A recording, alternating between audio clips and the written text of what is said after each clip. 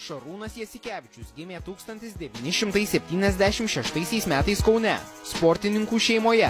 Jo mama Rita buvo rankininkė, su sovietų rinktine laimėjusi 75-ųjų pasaulio rankinio čempionatą. Po Šarūno gimimo Rita norėjo grįžti į rinktinę ir žaisti olimpiadoje, tačiau kai to nepavyko padaryti, ji per daug nesielvartavo ir sakė, kad jo sūnus ateityje atneš šeimai olimpinę šlovę. Šarūno tėtis Linas yra didžiulis sporto gerbėjas ir kai sūnui sukako 6, nuvedė jį į krepšinio treniruotės Kauno krepšinio mokykloje. Ten Šarūnas susipažino su savo vienmečiais Žydrūnu Ilgausku ir Tomu Masiuliu, su kuriais leisdavo laiką ne tik treniruotėse, bet ir už aikštelės ribų. Panašiai kaip Linas Kleiza, Šaras buvo gatvinis, mėgdavo veltis į konfliktus su bendraamžiais. Taigi jo tėvai džiaugiasi, kad Šarūnas žaidė krepšinį, o tai jam padėjo išvengti nemažai problemų. Pats Jasikevičius yra pasakęs, kad jei ne krepšinis, jis greičiausiai būtų tapęs vagimi. Visgi, kai jam buvo 12, Šarui nusibodo krepšinis ir jis norėjo pereiti prie teniso. Visgi tuomet pirmasis jo treneris Feliksas Mitkevičius atėjo pas Jasikevičiaus tėvus ir prašė neleisti jam mesti krepšinio, nes matė jame didžiulį potencialą.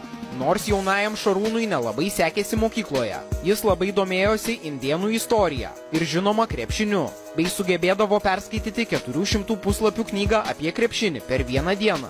Jaska nuo pat mažų dienų buvo didžiulis Žalgirio gerbėjas, bei žinojo viską apie komandą, net žaidėjų batų dydžius. Kai 86-aisiais komanda laimėjo tarpkontinentinę taurę, Šaras su tėvu važiavo į jų pasitikimą oro uoste, bei gavo krepšininkų parašų, kuriuos užsikabino ant savo kambario sienų. Mėgstamiausias Šarūno Lietuvos krepšininkas buvo Arvydas Sabonis, ypač dėl jo pasavimo sugebėjimų. Tačiau didžiausias jo idealas buvo Dražinas Petrovičius, kurio žaidimą bandė kopijuoti pats. Kai technologijos kiek pažengė, Šaras pradėjo įrašinėti visas Žalgirio rungtynes, bei NBA žvaigždžių, kaip Jordanas, Magicas Johnsonas ir žinoma Petrovičius mačus, kuriuos vėliau peržiūrėjo 100 kartų. Būtent tokiu būdu Šaras atrado Magico perdavimus nežiūrint, kuriuos vėliau ir pats inkorporavo į savo žaidimą. Kai jam sukako 17, Šarūną tėvai išsiuntė mokytis į Ameriką, mokyklą Pensilvanijoje, o vėliau pradėjo studijuoti ir žaisti krepšinį Marylando universitete, kur praleido 4 metus ir rinko po 13 taškų ir 4 asistus. Būdamas 18, Šaras atstovavo Lietuvą jaunimo rinktinėje, su kuria laimėjo 94-ųjų Europos jaunimo krepšinio čempionatą, o vėliau ir 96-ųjų Europos jaunimo iki 20 metų turnyrą. Baigęs universitetą, Jasikevičius grįžo į Lietuvą ir sezoną žaidė Vilniaus Lietuvos Ryte, kur tuojau pat tapo komandos lyderiu, bei rinko po 17,5 taško ir 5 asistus.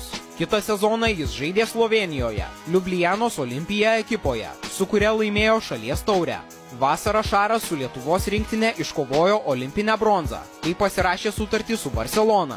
Ten jis praleido 3 sezonus, o paskutiniajame laimėjo Eurolygą, bei tapo didžiuliu vietinių fanų numylėtiniu.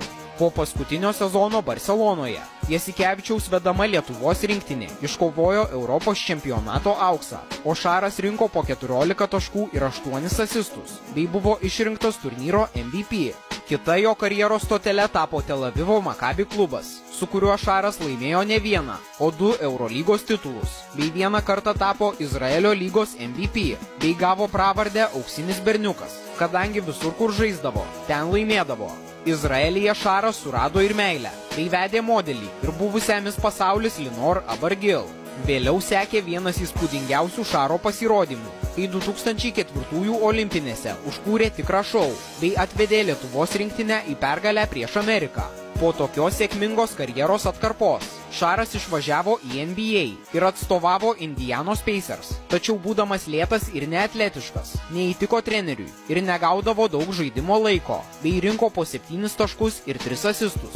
Nepaisant to, Šaras buvo labai populiarus Europoje ir 2006-aisiais pasirašė sutartį su Adidas, bei tapo pirmuoju europiečiu, gavusiu savo vardinius krepšinio batelius. Antrajame savo sezone NBA Jasikevičius buvo iškeistas į Golden State Warriors, tačiau ten turėjo dar menkesnį vaidmenį. Taigi po sezono sugrįžo į Europą ir pasirašė 2 metų, 7 milijonų eurų sutartį su Atėnų Panathinaikos.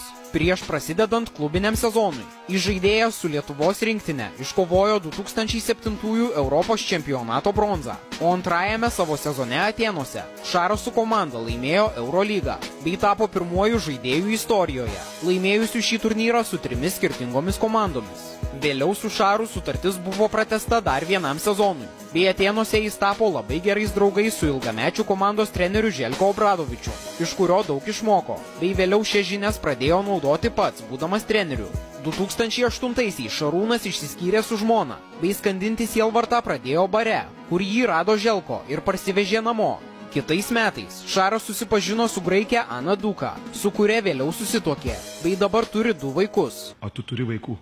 Pasibaigus kontraktui su PAO, Šarui buvo jau 34 ir žaidimo lygis nukrito. Taigi žaidėjas grįžo į pirmąją savo komandą – Vilniaus Lietuvos Rytą. Visgi širdyje Šarūnas vis tiek buvo žalgirietis. Ir kaip vėliau paaiškėjo, Kauno komandai laimėjus LKL-ą, jis su Žalgirio krepšininkais švęsdavo kartu. Antrajame sezone su Rytu Šaro kontraktą išpirko Fenerbahčė, su kuria jis pabaigė sezoną, o kitais metais sezonui grįžo į Panathinaikos, bei dar kitame sezone į Barceloną. 2012-aisiais Jasikevičius paskutinį kartą atstovavo Lietuvos rinktiniai, bei tapo vieninteliu lietuviu, žaidusiu 4 olimpiadose iš eilės. 2013-aisiais, būdamas 37, Šarūnas pagaliau pasirašė sutartį su savo mylimiausia komanda – Kauno Žalgiriu, su kuria laimėjo LKL, bei po sezono baigė karjerą ir tapo komandos trenerio Gintaro Krapiko asistentu.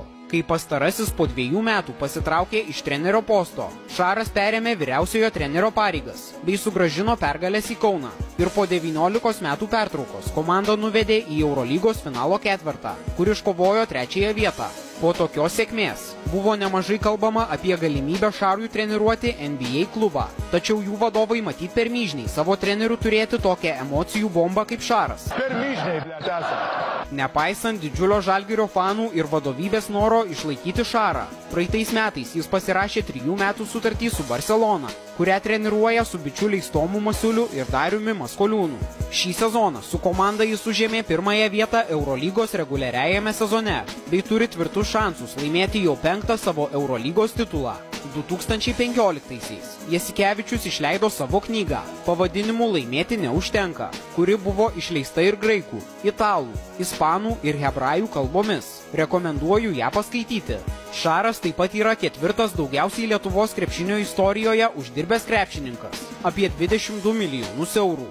Rašykite komentaruose, kokius dar įdomius faktus žinote apie Šarūną Jasikevičių. Taip pat prie dabar